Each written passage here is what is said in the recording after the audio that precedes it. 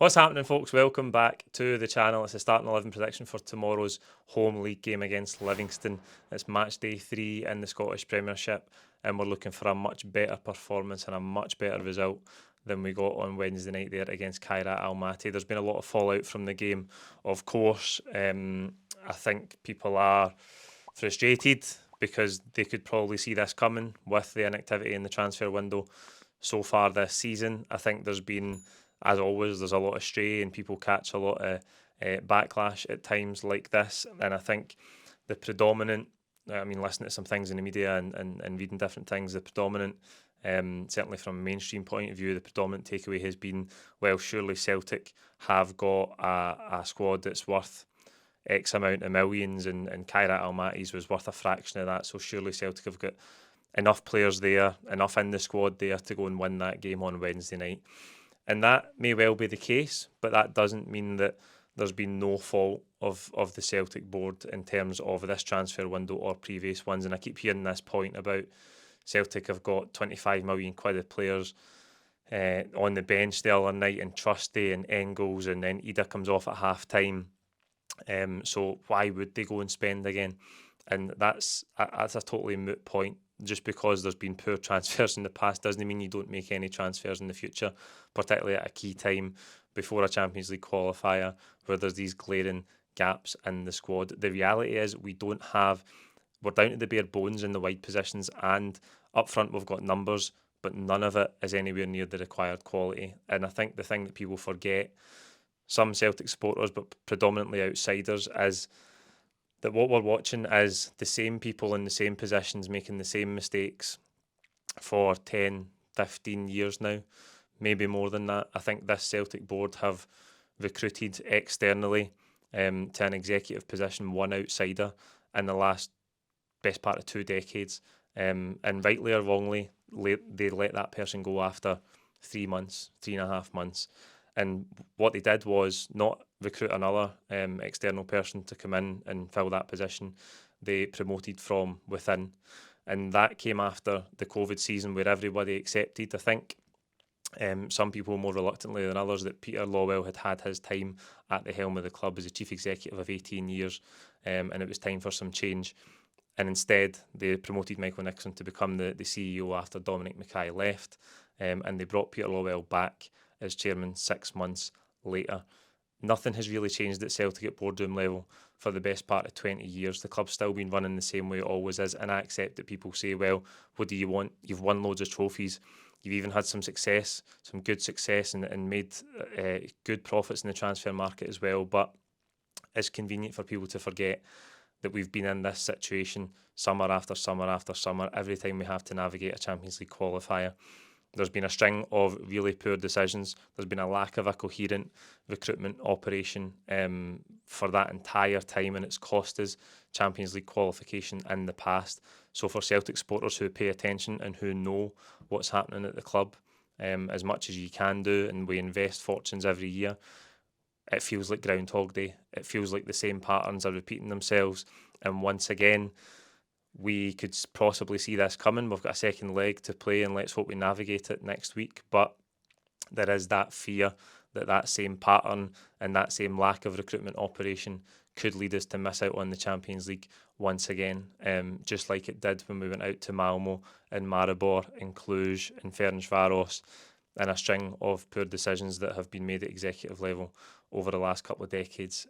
So I think that's where the lack of patience comes from with this board. It's not new people, it's not a new way of doing things, it's the same patterns that repeat themselves time and time again, and that's why the Celtic supporters have a complete lack of patience when something like this rears its head again, like it seems to do every summer.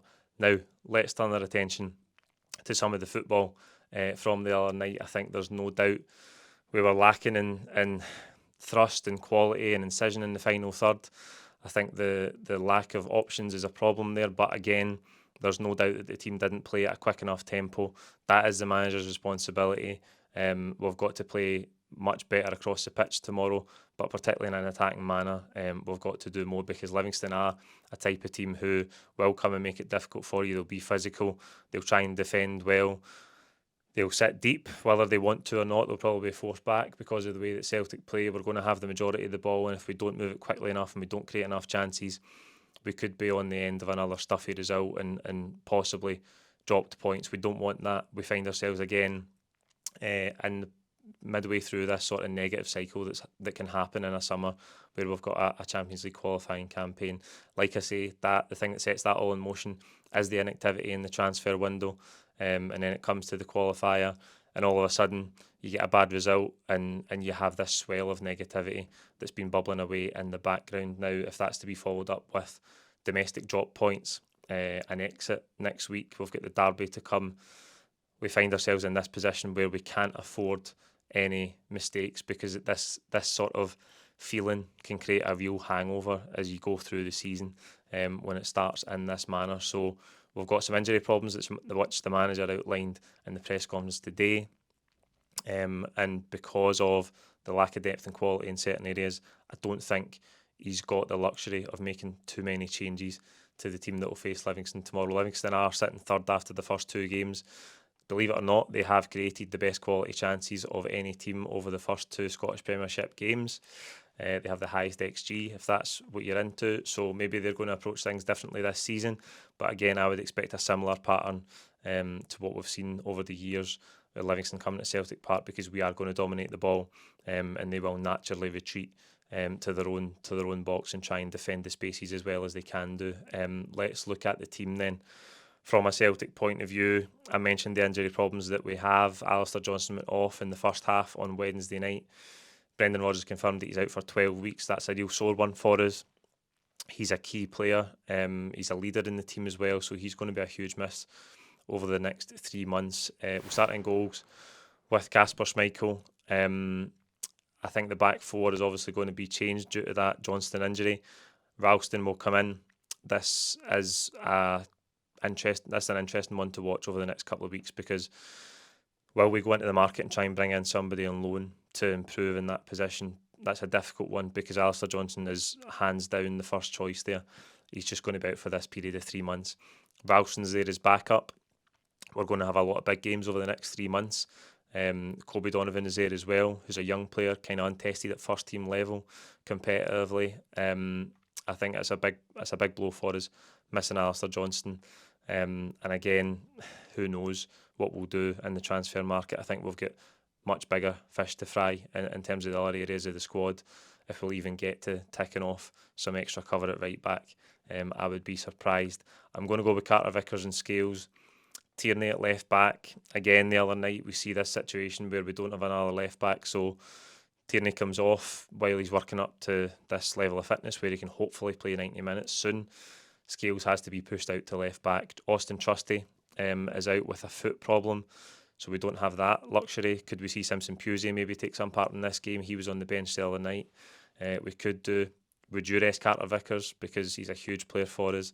He didn't look at his best the other night. He had that one that went under his foot, and then the boy almost scored for the halfway line. So he looked a wee bit like he had some lapses in concentration, and a bit nervous at times as well. Maybe that's just getting through the team. But I think Carter Vickers is a big player for us. Should we rest him? Should we try and bring someone else in ahead of Tuesday? We've got the big travel. I think the team are going to travel on Sunday to Kazakhstan. But like I say, we can't afford to make too many changes in this game and end up dropping any silly points. So that's the back four I think the manager will go with. In midfield, I think there's big calls to be made. You obviously expect Callum McGregor to captain the team. I'm going to keep Rio in there, who I think's probably one of the better performers the other night. A couple of lovely 1-2s and quick passes in the first half. But again, hardly his best night. I'm going with Engels beside them. And now there's a more than a decent shout for Luke McCowan to start the game, and I would like to see that. But when I think about it, Brendan Rodgers probably more likely to start Engels than he is McCowan. I think McCowan, when he's come on, has done really well in recent games. He's good in pre-season as well. He'll definitely play some part in the game tomorrow, but I've just gone with Engels to replace Nygren. I think we need some freshness from the game the other night. I think Nygren, he wasn't very good the other night, and I think the thing that's frustrating a lot of people is how many times he tried to whip up the crowd at a corner. Now, there was a flatness to the performance the other night, which meant there was a flatness to the crowd. but no amount of whipping the crowd up at a corner is going to get a reaction out of us than a goal, more than a goal will, or more than a concerted spell of pressure where the team have played football at good speed will. So I think he done it 3 times in the first half. He done it another 3 or 4 times in the second half. So that annoyed me, as I'm sure it annoyed some of you. But aside for that, I do think the midfield needs something different from what I had the other night, and I've just gone with Engels ahead of Luke McKeown. But as I say, I'd like to see Luke McKeown start the game. Front 3, there's going to be some enforced changes as well, but once again, we don't have the luxury of depth there to change too much. James Forrest looks like he's going to have to start again on the right-hand side. Again, at this stage of his career, can he play as much as he did the other night and the previous week, obviously, and then come back in and play again, start again tomorrow and play at a high level of intensity for any length of time? In terms, if you're looking at another 90 minutes tomorrow, can he do that at this stage of his career? Who knows? It looks like he might have to. He's on the right-hand side. Brendan Rodgers also said today that Adam Ida looks like he'll miss out with a knee problem. I don't think it's anything major, but it's something that he's managed from time to time, and he is a doubt for tomorrow, so I don't think there's any chance he'll be risked. He also said that Dyson Maeda has been overused, I think was the phrase. They'd have liked to have used him less so far this season, but they haven't been able to. So he's a bit tight, he's cramping up. I don't think we've got the luxury of not playing Dyson Maeda tomorrow, so I'm going to put him on the left-hand side, and I'm going to put Shin Yamada through the middle. Now, it's not like me to trying to be judging a player early, and I think from the first couple of appearances early in the season and that friendly in Como, we were slightly encouraged by what we've seen from Shin Yamada, but since then there really hasn't been a lot to show. I think he looks a bit erratic, he looks a bit raw both in his movement and some of his touches. So he's got some way to go to prove to us that he's in a position to be a first team Celtic striker. I think tomorrow, if Ida's out, it's either him or Kenny. Or could we go with Dyson through the middle and put Yang out wide? Yang's one of these players who, now, he changed the game positively when he came off the bench the other night. I think the first 5-10 minutes of the second half, we had a bit more speed about us, a bit more sort of creativity in the final third. A lot of the play came down the left-hand side where Yang came on and Dyson went through the middle. But I think the problem for Yang has always been that whenever he started a game for Celtic, he's had nowhere near the impact he has coming off the bench, because it's a completely different prospect as a football player to have the onus of starting the game and performing well for 60 or 70 minutes than coming on against tired defenders in the second half and trying to make an impact when the team might be in the middle of a slowdown in the performance or a slump in the performance, and you're the fresh legs coming on to try and make a difference. It's a whole different game when you're the player with the responsibility of having the jersey from the start. And Yang hasn't been able to show us over the course of his time here that he can do that. So I've went Dyson on the left-hand side and Yamada through the middle. There is a lot of combinations of changes you can make to this team. Let us know what you would do in the comments below, but there's a few lineups you can put together where you look at it and you think, I'm not confident that team will go and get a really nice, comfortable victory tomorrow. And like I say, we don't want to create any more problems for ourselves. We've got a big game on Tuesday night with a far travel to navigate. So I don't think Brendan Rodgers can make 7 or 8 changes here against a stuffy Livingston team and risk possibly dropping some needless points tomorrow. I think we've got to go strong. Hopefully 60, 65 minutes we've got a command and lead in the game, and then he can bring some of the more important guys off with a view to Tuesday. But that's 11 I think you'll go with. Like the video, let us know your own thoughts below, and I'll see you tomorrow outside the stadium with the full-time reaction. Thank you.